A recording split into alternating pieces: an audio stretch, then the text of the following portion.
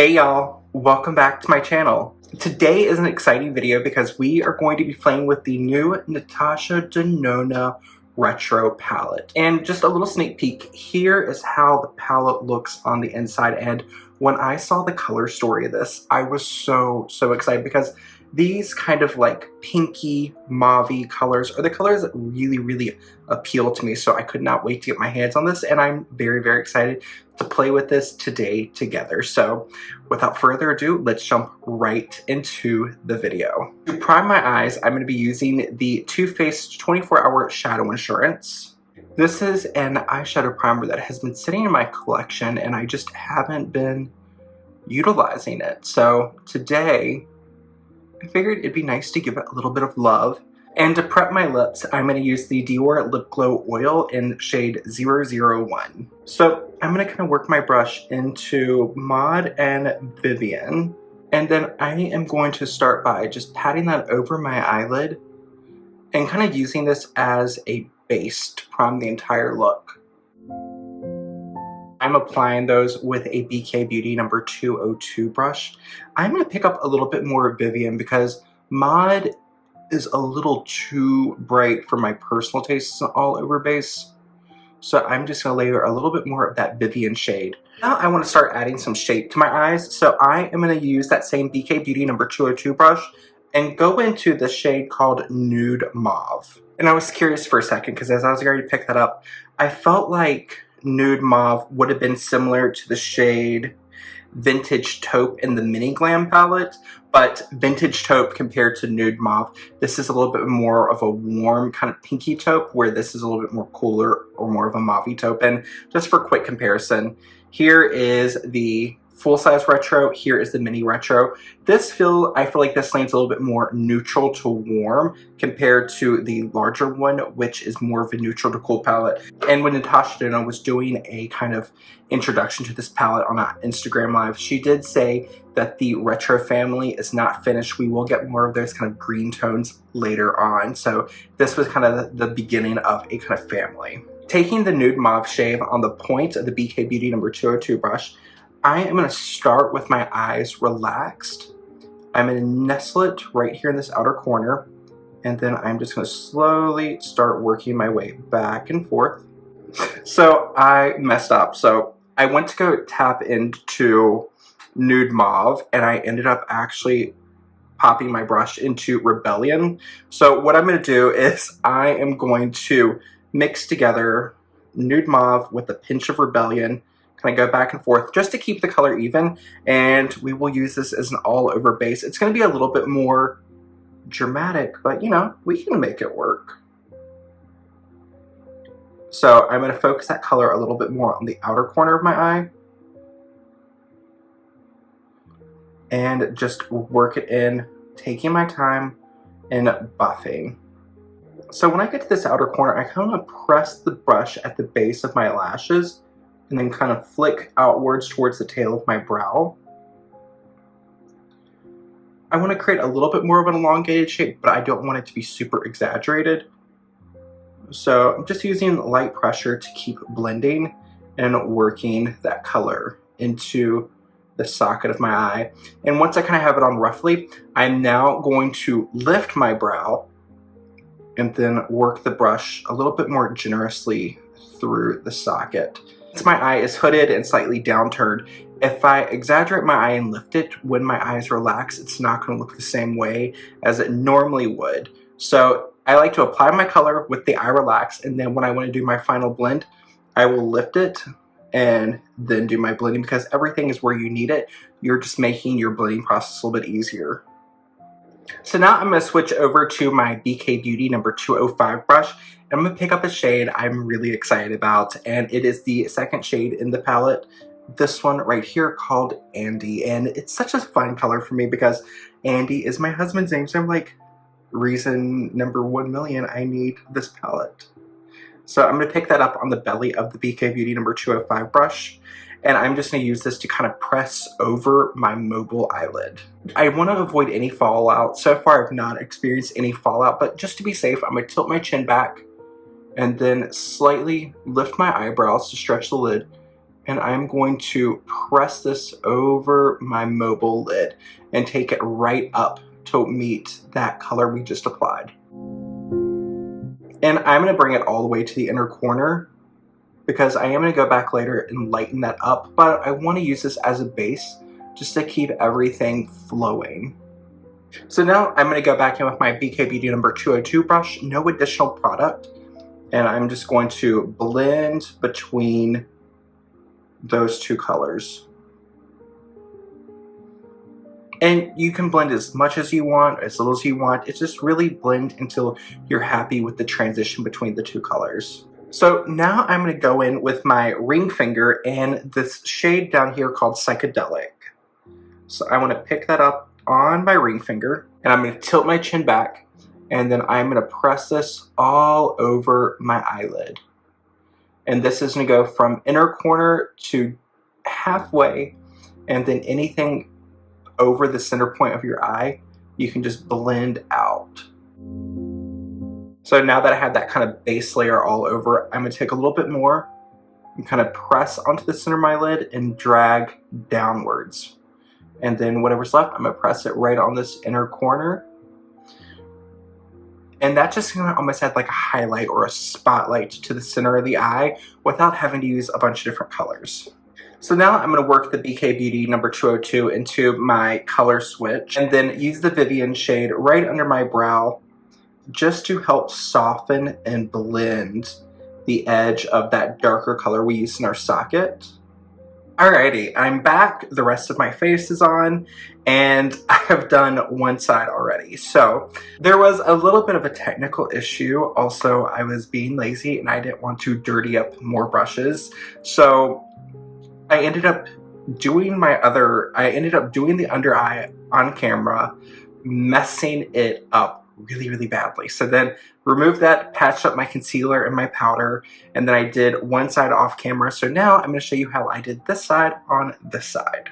So to start off, I'm going to use this tiny little shading brush. This is a ColourPop E29, and I'm going to take the smallest dot of Rebellion. Keep it really tight to the lower lash line, and I am going to 3/4 away across my lower lash line, stopping just shy of the inner corner or the inner portion of my iris. And the reason I'm doing this is when I removed the under eye, this side had a little bit of staining from this color I used, so I just wanted to mimic on this side. I'm going to pick up the shade Jude, which is a really pretty color. It reminds me a little bit of a slightly more neutral version of MAC's Satin Taupe, which is such a classic color. And I'm going to use this to smudge over that previous color we applied. And I'm going to take this all the way across the lower lash line, smoking it out.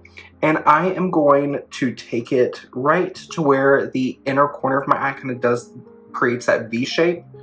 So I'm going to take it right to there.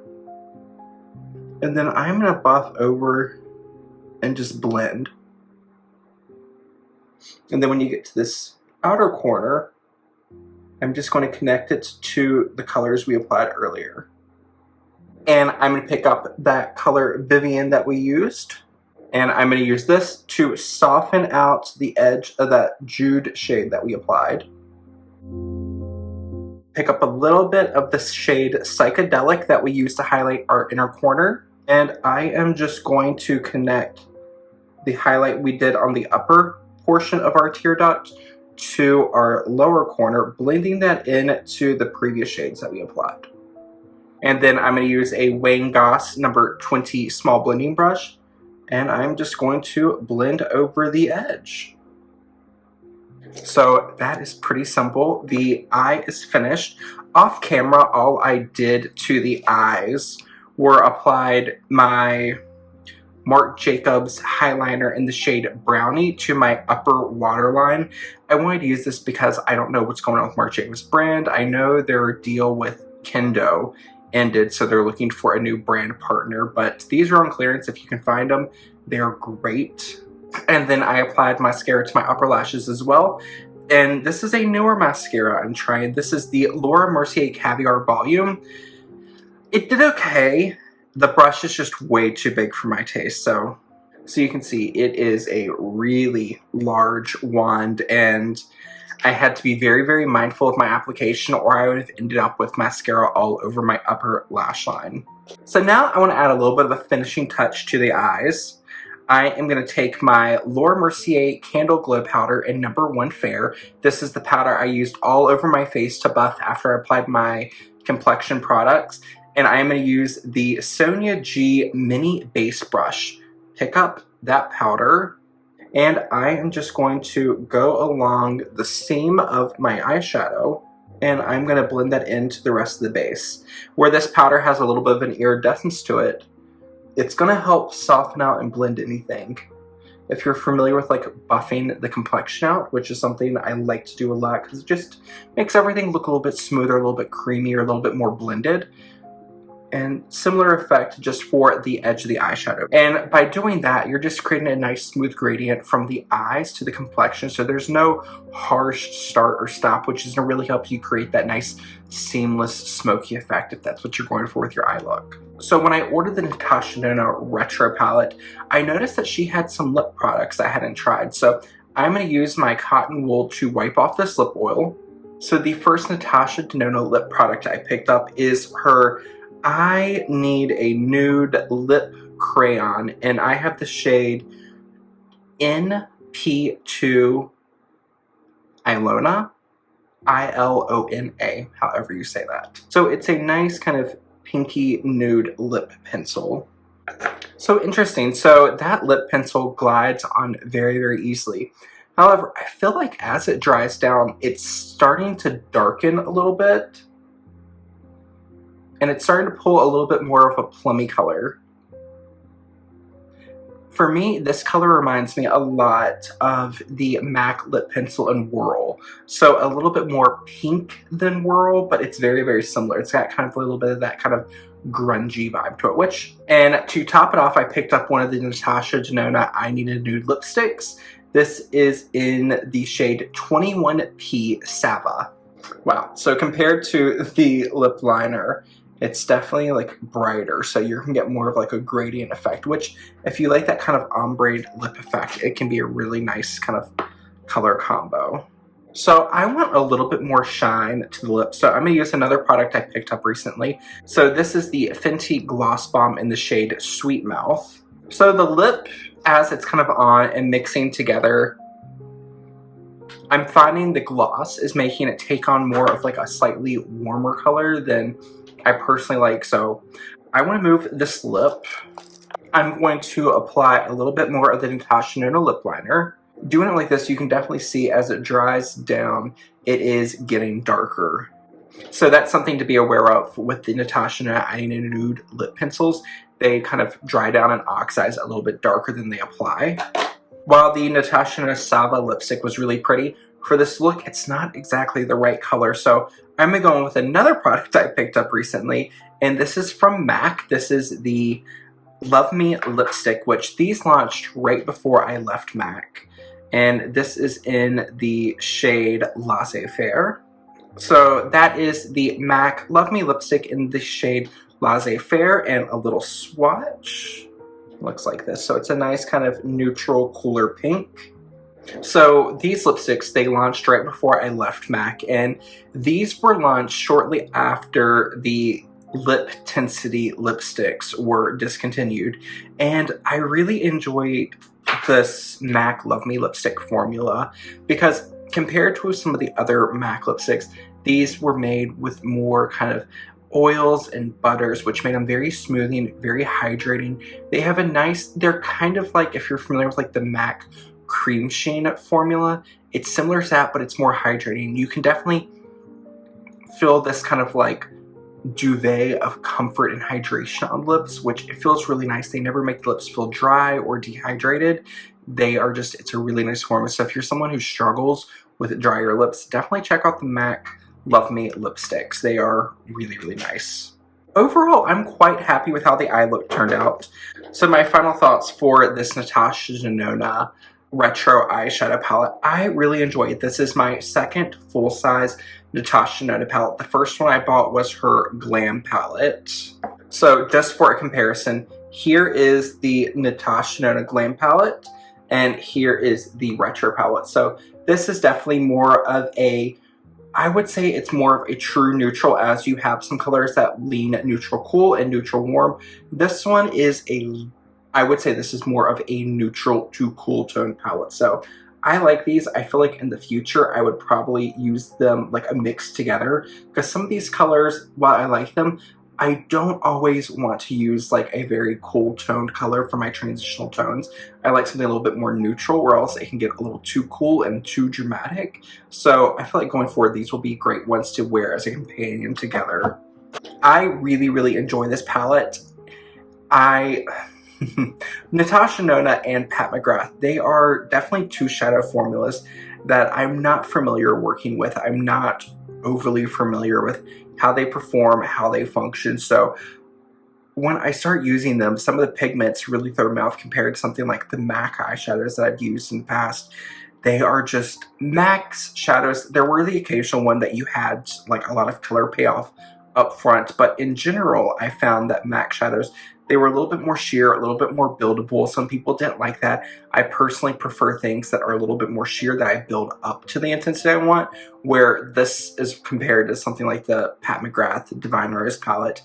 Both these palettes, you get a lot of color payoff up front. They're very smooth, they're very blendable. However, if you're not very confident with your blending or your application, especially with darker, more saturated colors, and you want to try this, just be careful. As far as everything else I have on my face, I will have that all linked down below in the description box. There will be shoppable links on my website. And if you enjoyed this video, make sure you give it a thumbs up. Leave me a comment down below. What do you think of the look? Is this a palette that you will be picking up? Or if you have picked up already, what are your thoughts? What are your feelings?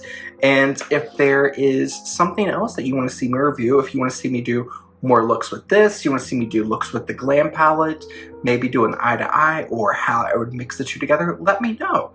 And if you haven't already subscribed, make sure you subscribe, as it helps my channel and the YouTube algorithm grow. So I will see you all in the next video. Bye, y'all.